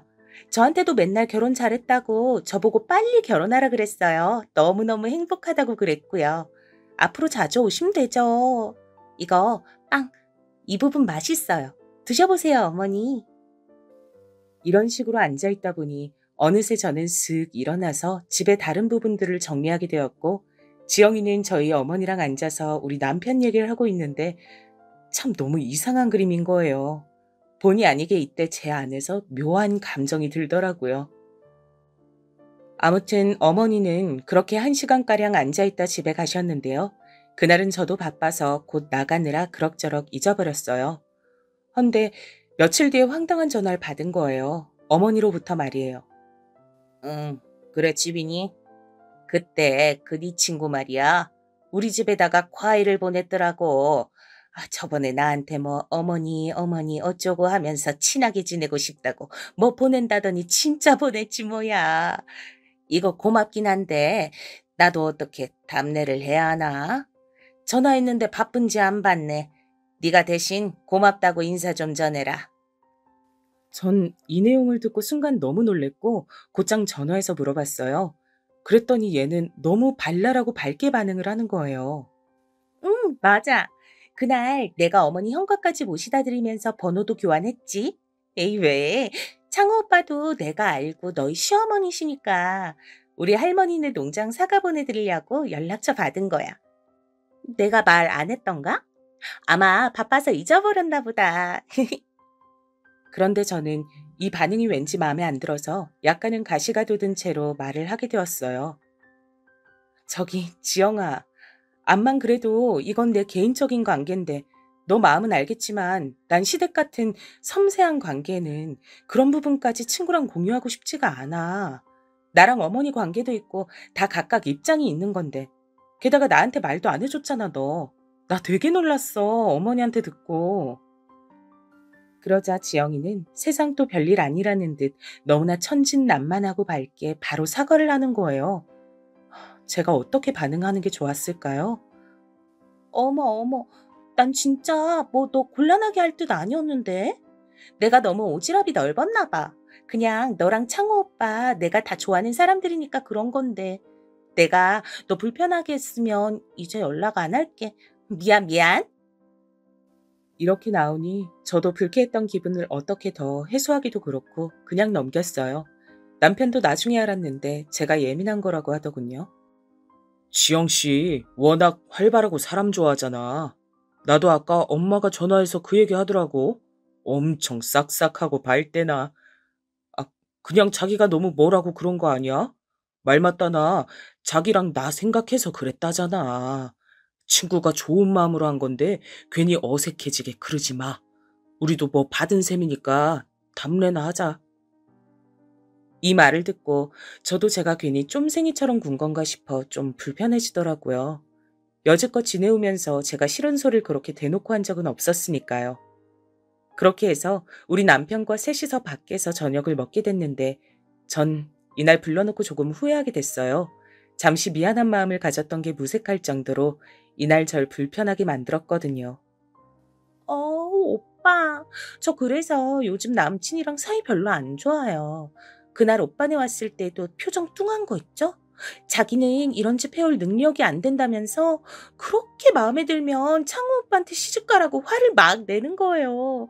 그래서 제가 그랬죠. 창호 오빠는 이미 미숙이랑 결혼했는데 어떻게 하냐고요. 이 장난이 기분 나빴는지 지금 완전 삐졌어요. 그러자 남편은 순간 당황하는 듯 하더니 얼굴이 빨개지는 거 있죠. 저는 얘가 너무 무례하다고 생각했는데 왜 남편 반응은 저런 거냐고요. 이거 안 되겠네. 나는 몸이 하나인데 외동이라 닮은 동생 소개시켜줄 수도 없고 말이야. 그런데 그 친구도 참 지영 씨 정도면 남자들이 줄을 서고 앞다퉈 집해오고 뭐 해줄 텐데 그렇게 속 좁게 굴면 어떡해? 여자친구가 홧김에 확 헤어지자고 하면 어쩌게? 어느새 둘이 너무 이러쿵저러쿵 장단맞기 얘기를 하고 있었고 여기서 진짜 속 좁은 사람은 내가 아닌가 싶을 정도로 분위기가 좀 별나게 됐어요. 어머, 또 미숙이 놔두고 나랑 오빠만 얘기를 했네. 오빠랑 저랑 진짜 성격 잘 맞는 것 같아요. 벌써 시간이 이렇게 돼버렸잖아. 이제 그만 가야겠어요. 미숙아, 미안. 우리 얼른 일어나자. 나 내일 출근해야 돼. 이렇게 생글생글 웃는 지영이는 제 눈에 이제 더 이상 유쾌하고 밝게만 느껴지지 않았어요. 돌아오는 차 안에서 저는 왠지 모르게 끓어오르는 이상한 감정이 있었고 기분이 계속 나쁘더라고요. 더 속상했던 건 남편은 지영이를 내려주고 난 뒤 저의 이런 기분 상태를 전혀 알지 못하는 거예요. 밥 진짜 배부르게 잘 먹었다. 그 식당에서 3시간씩 있어 본 거 처음이야. 집에 가면 바로 씻고 TV 좀 보다 자야지. 자긴 안 피곤해? 가서 자기 먼저 씻어. 나는 회사에 일이 아직 마무리할 게 있고 메일도 보내고 그렇게 좀 해야겠네. 이처럼 제 기분은 전혀 캐치하지 않고 관심 없는 듯 느껴지더라고요. 저는 속내를 밖에 드러내기까지 시간이 많이 걸리는 편이라 남편에겐 어떤 속상함도 티내지 못했어요. 찝찝한 마음으로 잠들었다가 다음날 엄마에게 이런 마음을 토로했는데요. 엄마는 한창 말이 없이 응 하면서 제 얘기만 듣다가 이렇게 말씀하시더군요. 보니까 이제 네가 좀 말이 통하네. 엄마가 미리 멀리 보고 이런저런 얘기 해주긴 좀 그래서 그냥 옆에서 지켜보느라 얼마나 속 터졌는지 몰라. 너 지영이 기집애랑은 이제 거리 좀 더 바쁘다고 하고 자주 만나지 마. 고기집애 그런 타입이 꼭 사이에 남자 끼면 그런 식으로 머리 위에서 놀려고 한다니까. 그게 뭐야. 나도 기분 많이 나쁘고 별로긴 한데 엄마 말이 잘 이해가 안 가. 그렇게까지 나쁘게 봐야 돼? 얘는 네 엄마가 옛날 얘기하면 무슨 원시시대 얘긴 줄 알지? 인간은 어딜 가나 많은 군상들이 있는 거야. 엄마가 네 아빠랑 살고 어쩌고 할 때는 그런 애들 없었는 줄 알아? 꼭 저렇게 친구가 괜찮은 남자 만나거나 결혼한 것 같으면 그 상대를 탐내는 것들이 있다니까. 지영이 그것도 그런 기미가 다 보였어. 딱이잖아, 아주. 지영이도 그런 것 같다고? 근데 걔 예전에는 걔가 훨씬 남자친구 많이 사귀었고 나는 걔보다 반에 반도 못 만나보고 결혼한 건데? 왜 그러는지 난 이해가 안 돼. 자꾸 우리 남편한테 오빠 오빠 거리는 것도 이제 거슬려, 엄마. 그러자 엄마는 한숨을 푹푹 쉬시더니 되게 극단적으로 말씀하시는 거예요. 너, 이 말 들으면 또 엄마한테 뭐라 할 것 같은데 어쩔 수 없어. 나는 너 생각해서 하는 말인 거니까. 너 지영이랑 연락 끊어. 아예 보지 마. 김서방한테도 그 가시네 얘기 꺼내지도 말고 물어도 모른다 그래. 그냥 투명 인간처럼 네 둘 사이에서 아예 지워버려. 응? 뭐 그렇게까지 하라고? 왜 그래야 되는데? 남편도 뻔히 연락처도 알고 다 아는데 걔 우리 어머니 연락처까지 알아. 어휴, 별 진짜. 그러니까 더 연락 끊으라는 거야. 기집애가 아주 선을 모르는 척 알고 넘나드네 여시같이. 그거 내가 쫓아가서 한마디 해야 되나? 하여간 넌 내가 지금 말해줘도 못 알아먹을 테니까 그냥 연을 끊어. 바쁘다 그래, 어? 당시 엄마의 말이 너무 극단적이고 갑작스러워서 전 어제까지만 해도 밥 잘만 먹고 놀던 친구를 끊을 수가 없었어요. 헌데 그쯤 제가 얘와의 관계를 어째야 하나 고민하고 있을 때 말이에요. 마침 지영이도 뭔가 바빠졌다고 얘기를 하더니 한동안 못 봤어요. 그렇게 일주일에 한 번씩 드나들던 애였는데 직장 문제로 바쁘다더니 거의 두세 달을 못 봤거든요. 그런데 갑자기 연락 와서 이런 말을 하는데 듣고 무척 놀랐어요. 미수가, 나 너무 힘들어. 남친이 너무 좋은데 자꾸 싸우고 우리 이러다가 헤어지면 어떡하지? 너가 좀 도와주면 안 될까? 만나자고 해도 계속 피하고 좀 그래. 창호 오빠도 내 남친 몇 번 봐서 아니까 같은 남자로서 좀 보고 도와주면 안 돼? 응? 그게 무슨 말이야? 네 남친 무슨 일 있어? 왜 싸우고 왜 헤어져? 그런데 이때 지영이가 엄청 심각한 얘기를 하는데 저도 순간 긴장했어요. 듣자마자 아무래도 도와줘야겠다는 생각이 들었으니까요. 그게 이 사람 여자가 있는 느낌이 들어. 얼마 전까지만 해도 결혼하고 싶다던 사람이 자꾸 만나는 횟수도 줄이고 전화도 안 받고 말이야. 그러면서 친구들은 잘 만나고 다니더라고. 나랑 헤어지고 싶은 것 같아. 갑자기 이럴 리가 없잖아. 응? 너랑 오빠가 우리랑 같이 좀 만나서 이 사람 좀 떠봐주면 안 될까? 하도 간절하게 부탁을 하고 있었고 이 말투나 내용들을 보니 그간 저의 생각들이 참 한심하게 느껴지는 거예요. 지영이는 이렇게 지 남자친구에게 진심으로 푹 빠져 있고 하나하나 살피고 열을 올리고 있는데 말이에요. 괜히 우리 남편이나 시어머니께 싹싹하다고 제가 참 쓸데없는 의심을 했단 걸 깨달았어요. 그리하여 우리 부부와 지영이와 지영이 남친까지 넷이서 만났는데요. 특별한 소득 없이 지나갔어요. 평소처럼 그냥 같이 식사하고 별거 아닌 대화들을 하다 보니 그냥 시간이 흘러갔는데요. 단지 그 둘을 보내고 난 뒤에 남편의 반응이 좀 그렇더라고요. 당신 그 정우라는 친구한테 되게 친절하더라. 굳이 그럴 필요 있어? 남자들은 그렇게 잘해주면 착각해. 결혼한 여자건 아니건 간에. 아니, 이게 무슨 소린지 모르겠네. 오늘 보통 상황 아니었잖아. 지영이 걱정하는 것 때문에 다 같이 만난 거고 나도 그것 좀 살피려고 정우 씨한테 커피나 이런 것 좀 챙겨준 것뿐이야. 여하튼 나는 그 정우라는 친구 별로야. 지영 씨도 왜 그런 놈을 만나는 건지 원. 허우대만 멀쩡하니 영 실속 없어 보여. 아마 뒤로 여자 둘 셋은 더 만날 것 같은 기생 오랍이야. 만날수록 그렇게 느껴진다니까. 이런 대화를 나누고 나니 전 영 찝찝하고 불쾌한 마음이 들었어요.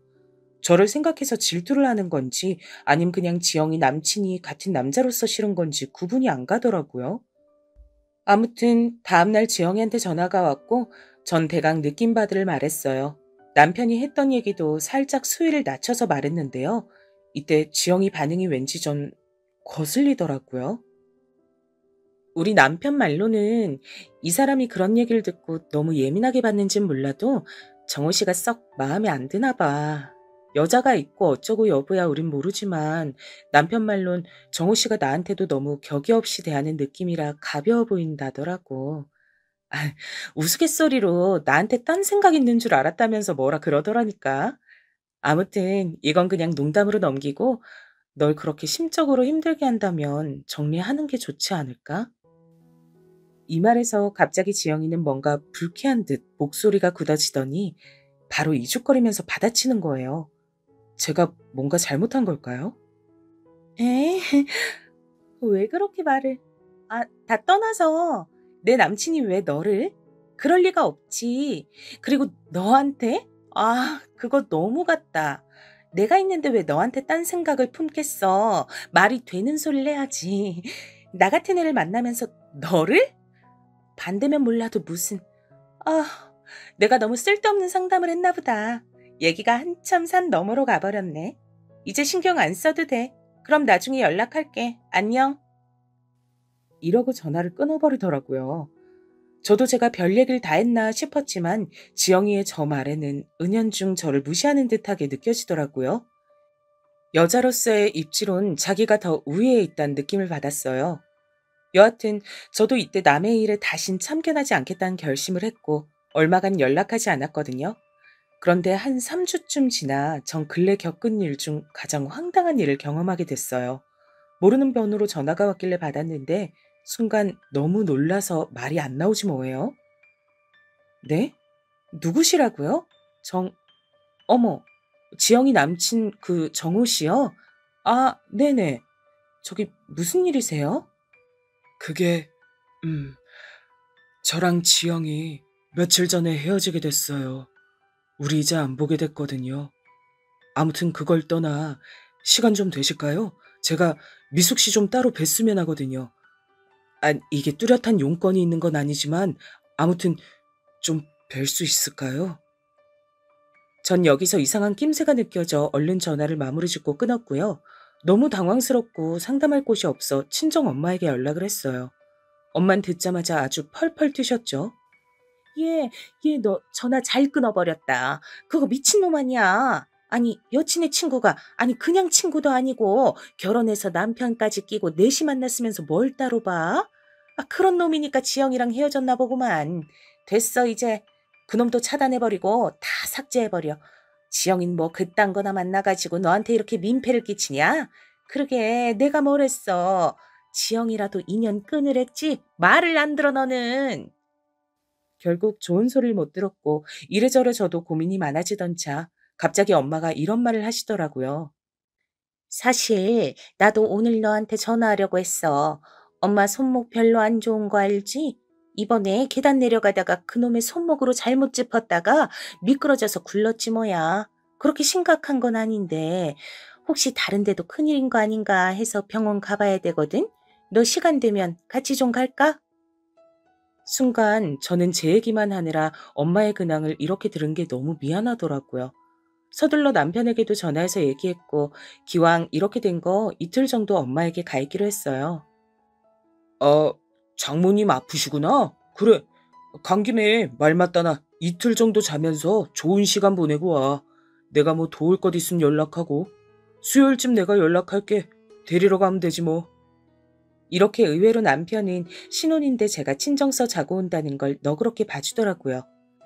사실 저랑 남편도 지영이 남친과 넷이 만나고 괜한 설전을 벌인 후 왠지 모르게 좀 대화가 적어진 편이었어요.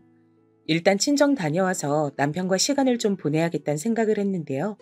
그리고 엄마네 가서 같이 시간 보내는데 역시나 우리 부부 사이를 물어보시더군요. 니네도 얼른 애기 가지고 해야지. 그리고 남편이랑 대면대면한 상태였으면 여기로 오면 안 됐어. 어떻게 부부 사이 좋게 해결 보고 왔어야지. 김서방은 내가 볼 때 참 무뚝뚝해 보여. 그런데 너도 똑같이 그러니 뭐 문제가 생겨도 소가리만 할 것들 같단 말이지. 좌우지간 너 오래 있을 것 없어. 내일 그냥 집에 가. 나 괜찮으니까. 엄마는 한사코 등 떠밀며 가면서 저를 빨리 가라고 보냈고 이런 쓸데없는 야단이 기가 막혀 그냥 집에 왔는데요. 음, 이날 비밀번호를 누르고 집에 들어가던 그 순간은 저는 뭐라고 말하면서 설명하면 좋을지 모르겠네요. 다시 그 전으로 돌아가고 싶은 건지 아니면 그런 일이 있어서 잘 됐다고 해야 하는 건지 모르겠지만 아무튼 그날 저는 문을 열고 들어간 제 집에서 어마어마한 영화 같은 장면을 맞닥뜨리게 되었답니다. 절 제일 먼저 반긴 건 다름 아닌 지영이었답니다. 미수, 미수가, 너 내일 온다고, 아니. 그렇죠. 이렇게 저를 알아보고 인사해줬어요. 제 집에서. 이 집에 몇 번이나 놀러 왔지만 비밀번호 같은 건 알 리가 없을 테니 당연 누가 열어줘서 들어왔을 테고 얘가 저도 없는 우리 집에 이렇게 온 건 깜짝 파티라도 열어주러 온 것이었을까요? 그랬으면 현재 제가 이렇게 홀로 서 있는 입장이 되지 않았을 텐데 말이에요. 그리고 지영이는 뭔가 이벤트 해주러 왔다거나 단순히 집에 방문한 손님 같아 보이지 않고 이제 막 씻고 뽀얀 얼굴로 제 샤워 가운을 입고 서 있었어요. 저는 그 모습을 보고 짧게 읊조렸어요. 안방에서 씻고 나왔네? 내 옷을 입고 있어? 화장대에 걸쳐둔 거 그거 주워서 입었나 봐. 그거 빨아야 되는데 그냥 두고 나간 건데 딴 거 입을래? 그러자 지영이는 뭔가 잘못한 게 있는 사람처럼 바들바들 떨면서 마치 귀신을 본 양 말을 몇 번이나 더듬는 거예요. 씻고 나와서 추웠던 건지 입술을 막 떨고 있었어요. 미수가 그게 아니라 그게 아니 잠깐만. 그런 와중에 안방 화장실에서 곧장 수건을 머리에 뒤집어 쓰고 나온 건 바로 제 남편이었답니다. 역시 이 집에서 그러고 같이 나올 사람이 제 남편밖에 누가 더 있겠어요? 남편 역시 얼굴이 허옇게 질려서는 똑같은 말을 하더군요. 당신 내일 아니 당신 있잖아. 그게 잠깐만 나 옷 좀 제대로. 저는 곧장 옷방 쪽으로 발걸음을 옮겼고 신혼여행 때 썼던 캐리어 큰 것 2개를 꺼냈어요. 그리고 그걸 활짝 열어 그 안에 지금 계절에 맞는 옷들부터 차근차근 집어넣었답니다. 그런 와중에 지영이는 저를 쫓아나와 주절주절 뭐라고 말을 하는데 하도 웅얼거리며 말을 해서 잘 안 들리는 거예요. 좀 시끄럽게 느껴져 저는 슬쩍 제지를 했어요. 뭐라 그러는지 하나도 모르겠네. 잠깐만, 나 짐 좀 정리하고. 커피 마실래? 그러고 곧장 부엌으로 건너가 제가 즐겨 마시는 커피 머신 버튼을 눌러놨어요.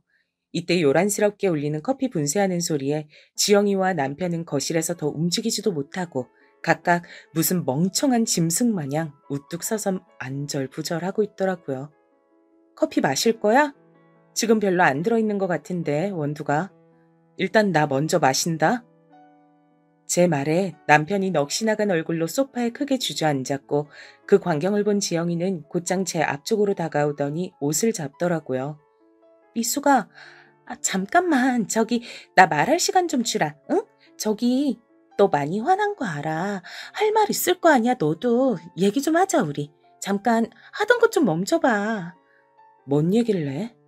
니네나 하던 거 멈추지 말고 잘 놀든가. 내가 자리 피해줘야 되지? 나 이것만 마시고 금방 간다니까. 있어. 편하게 있어. 나 간다. 그러고 저는 커피잔을 들고 살살 식힌 다음 바로 후룩 마시고 싱크대에 쿼당하고 처박았어요. 다시 생글생글 웃으며 옷방으로 넘어가 캐리어 안에 옷들을 넣었고요. 우걱우걱 다 집어넣은 다음 캐리어를 딱 세워서 자글자글 바퀴 굴러가는 소리가 나도록 바닥에서 끌었답니다. 남편은 아예 머리를 쥐뜯으며 고개를 무릎에 파묻은 상태였고 전 그대로 나가 현관에서 신발을 신고 있는데 지영이는 이내 저에게 화를 내며 소리 지르는 게 아니겠어요? 야 김미숙 너 뭐야? 네가 뭔데 지금 그렇게 잘난 척이야? 네가 그렇게 잘났어?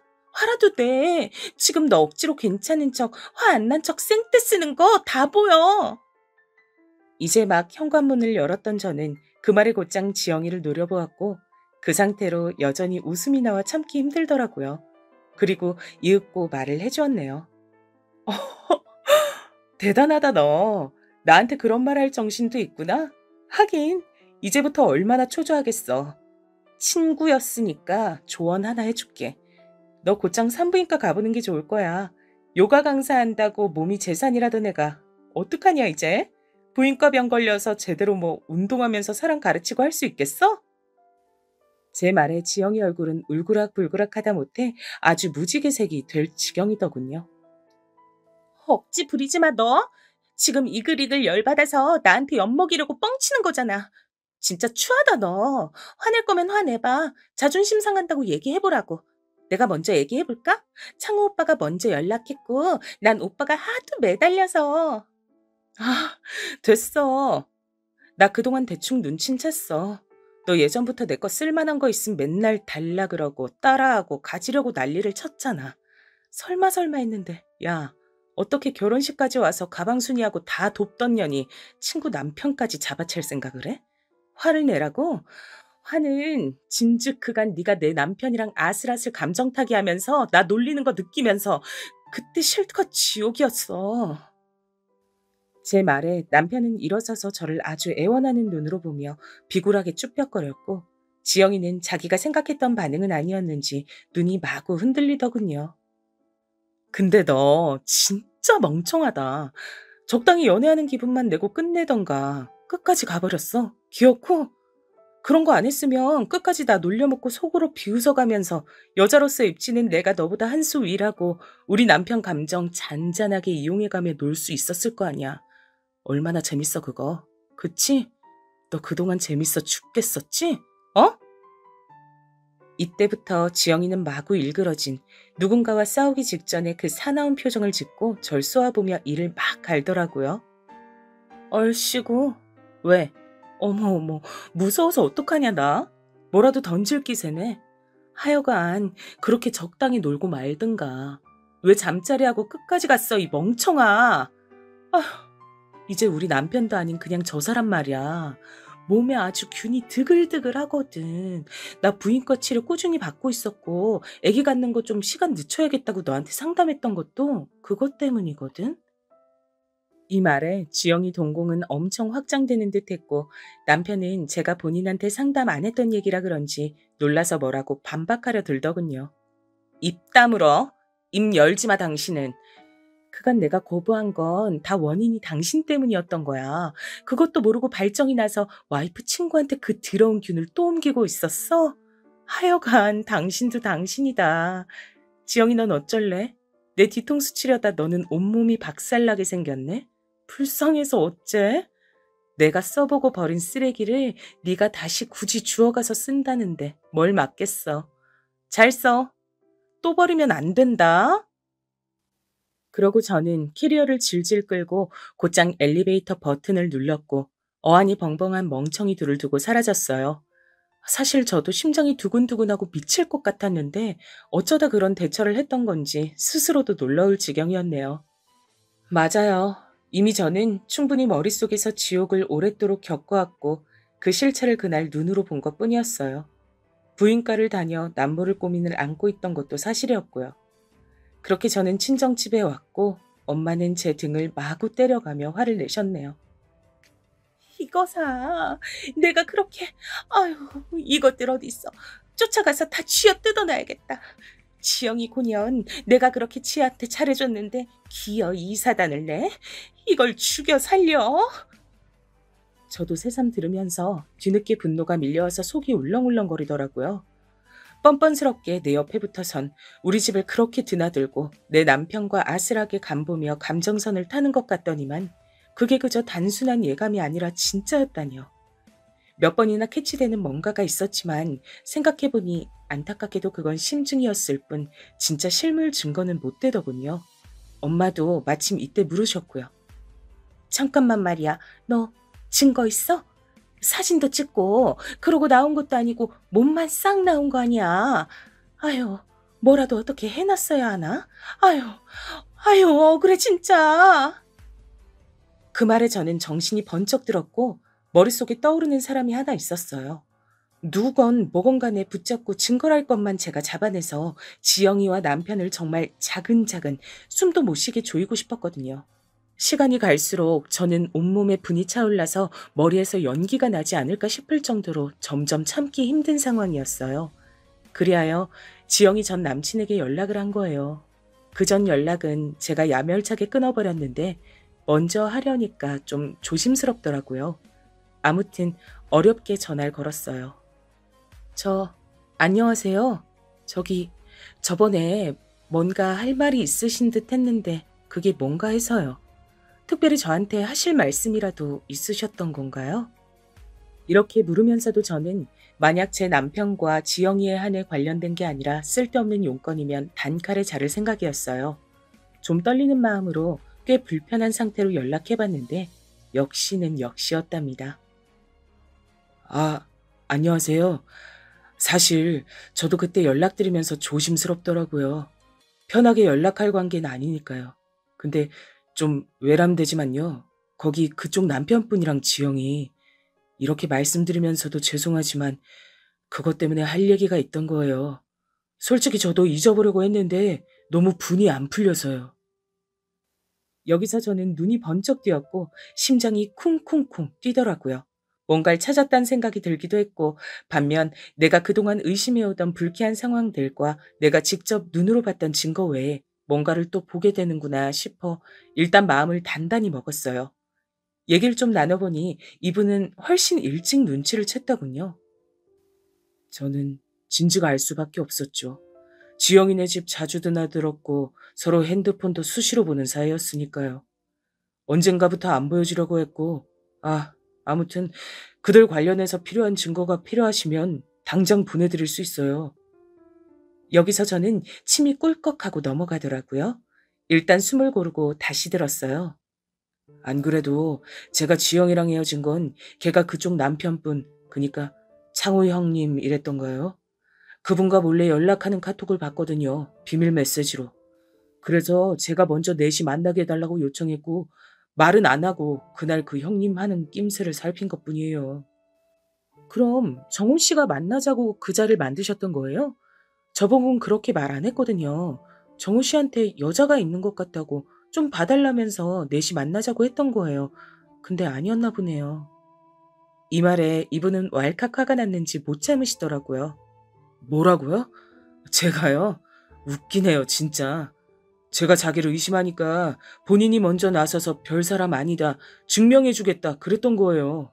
그래놓고 뭐요? 저한테 여자가 있어요? 와, 기가 막히네요. 결국 지영이는 자기 남친이 의심해서 저렇게 요구를 하니 어쩔 수 없이 넷이 본 거였던 거예요. 어쩐지 그때 왜 갑자기 그런 자리를 만들었나 했네요. 그것 때문에 저 역시 남편과 지영이의 사이의 의심을 살짝 거뒀었거든요. 휴, 이미 헤어졌지만 저는 증거 많이 갖고 있고요. 필요하다면 드릴 수도 있어요. 자꾸 거짓말하는 거 걸리고 여친 집 앞에 웬 남자 차가 있고 설마 했는데 그게 창호 형님이었더라고요. 저야 헤어지면 그만이지만 아니 헤어지고서도 솔직히 기분 더러워요. 근데 그쪽은 더 힘드시겠네요. 그 차가 저희 남편 차였다고요? 솔직히 저는 제가 눈으로 직접 본 증거는 없었는데 저 일단 눈으로 못 볼 꼴은 있었어요. 근데 정호 씨는 좀 더 아시는 게 많았나 봐요. 말로 설명드리기보다 그냥 사진 다 보내드릴게요. 지영이가 하도 잡아떼서 저도 열받아서 남겨뒀던 건데 제가 갖고 있어서 뭐 하겠나요? 걔 제가 알기로 두 분 결혼하시고 얼마 안 됐을 때부터도 창호 형님이랑 몰래 연락하고 있었다고요. 그리고 이미 아신다니 말하는 거지만 창호 형님도 어지간히 지영이한테 추파 던지시던데요. 일단 한번 다 확인해보세요. 휴, 저는 이런 동정과 걱정까지 받아가면서 그 증거들을 다 받았고요. 뒤늦게 분노들이 추가적으로 몰려오면서 제 눈으로 확인한 증거들을 토대로 복수를 계획하게 됐어요. 왜냐면 정말 가관도 아니더라고요. 그중 저를 가장 열받게 했던 것, 넷이서 만난 날, 그날도 뒤에서 몰래 연락하면서 이딴 말을 짓거렸던 내역이에요. 오빠, 왜 미숙이한테 정호가 관심 있어 보인다는 쓸데없는 말을 했어? 미숙이가 그 짧은 순간 나보다 지가 더 이뻐서 내 남친이 관심 가진 줄 착각했을 거 아니야. 기가 막혀 진짜. 걔는 맨날 나한테 밀렸어. 나한테 안 된다니까. 그건 그냥 내가 정호 씨한테 질투나서 한 말이야. 그날 보니까 꼴 보기가 싫더라고. 별 뜻 없이 한 말이야.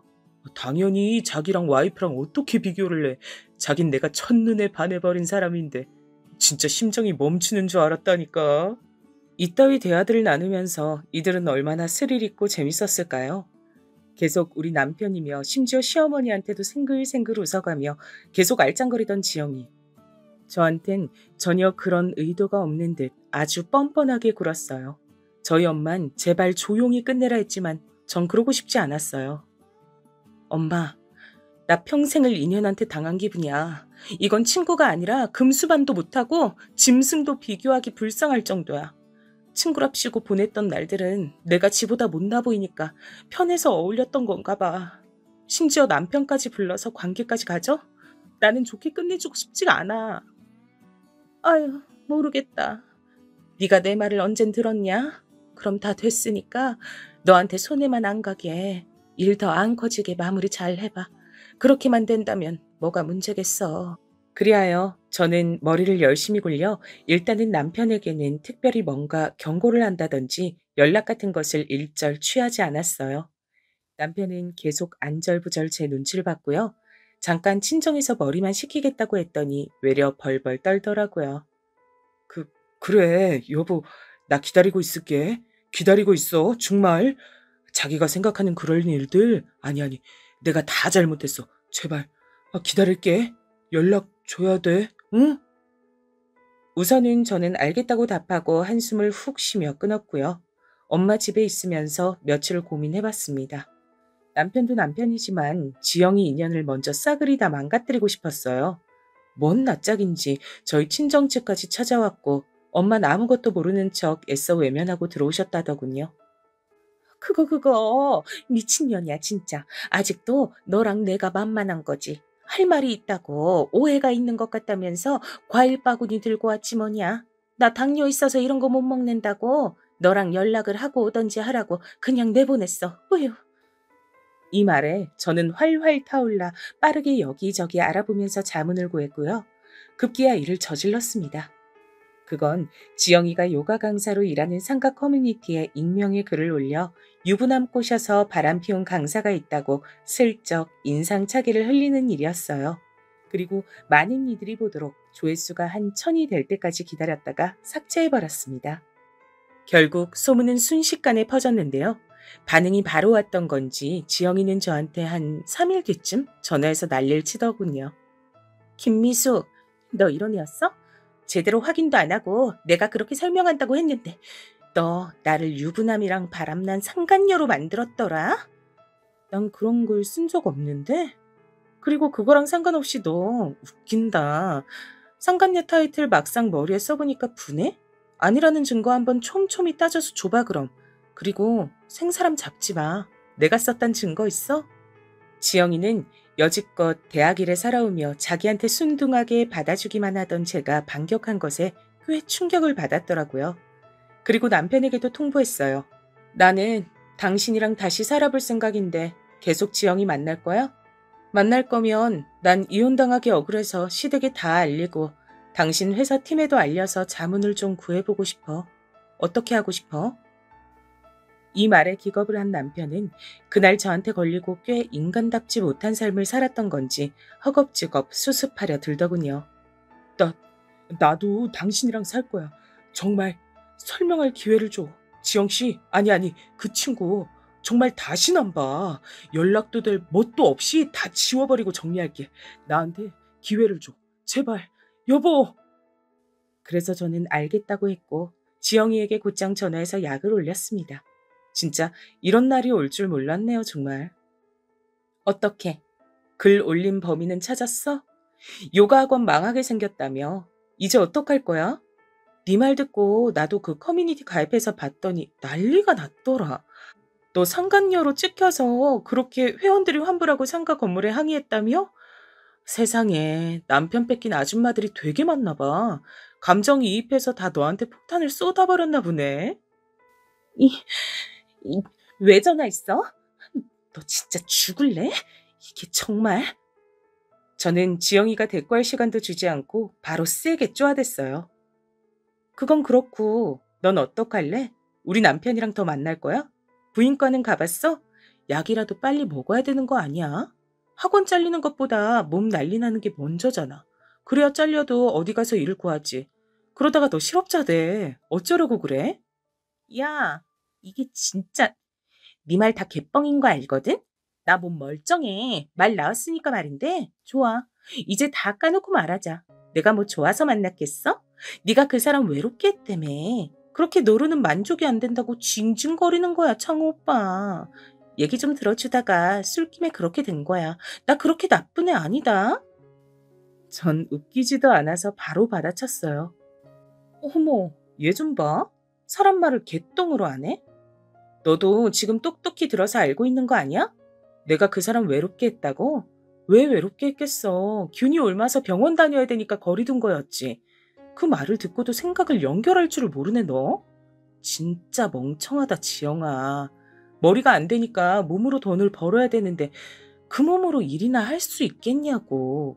그리고 우리 남편 이제 너 안 만난대. 제 말에 멈칫한 지영이는 그나마 지보다 돈 있고 멋있어 보이는 우리 남편이 지를 버릴 리 없다고 생각했나 봐요. 어? 야, 너 웃기지 마. 어디서 이간질이야. 나 어제도 오빠랑 있었어. 웃기고 있네, 진짜. 와, 세기의 사랑이네. 그래서 안심했어? 너랑 왜 있었는지 이유야 나는 모르지. 너 적당히 갖고 놀다 버릴 건가 봐. 좀 전에 나한테 네 욕을 그렇게 하더라. 아쉽다. 녹음해서 들려줄 걸 그랬나 봐. 너 직장도 잘리고 우리 남편한테 버림받고 불쌍해서 어떡해? 그러자 지영이는 저에게 욕을 해대는데 전화 끊어버렸어요. 이후로 저는 그간 받아둔 증거들을 싹 모아서 남편에게 이혼 통보를 했답니다. 안 하겠다고 하지 않았냐던 남편이 난리를 치고 물고 늘어지고 어머니까지 오셔서 마구 항의를 하시길래 저는 증거들 다 제시했어요. 회사에 다 불겠다고 엄마까지 나섰고요. 어머니, 지금 너무 주제를 모르시는 것 같아요.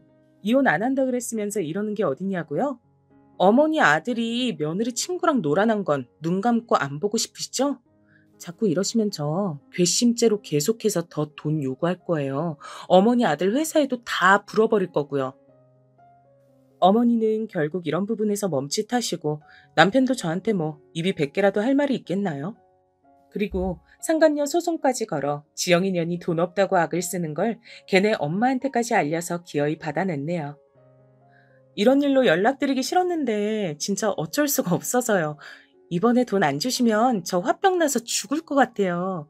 진짜 사고 칠 것 같은데 그냥 이 돈 주시고 딸 뒤처리 하실래요? 아님 일 크게 만드실래요?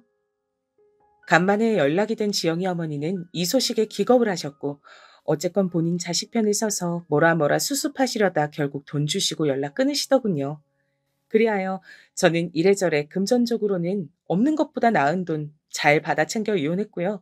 지영이는 대학 동기인 친구한테 들은 얘기로 오죽 지인이 없고 뭐가 없으면 거기까지 연락이 가서 일자리를 소개시켜달라 했다네요. 여하튼 상황은 안 좋은 걸로 알고 그 이후의 근황은 모르겠어요. 남편은 이혼하는 끝물에 저를 엄청 원망하는 듯 하더니 이유가 있었더라고요. 이혼하면 안 되는 아주 극보수적인 시댁 집안에서 사람이 아닌 존재로 찍혀서 따로 나와 산다고만 들었어요. 뭔가 지원도 못 받고 험한 상황이 있을 걸 예상하니 이혼하기 싫었나 보죠. 그러니 더더욱 저런 꼴을 당해도 싸다고 생각합니다. 저는 이제 앞일을 어떻게 할지 뭘 할지 정하진 않았지만 이혼으로 인해 생긴 돈이 얼마 있으니까요. 상처받은 마음은 돈으로 잘 치료하고 새 길을 살아가 보려고 해요. 그럼 모두들 건강하시고 아프신 분들 없길 바랍니다. 감사합니다.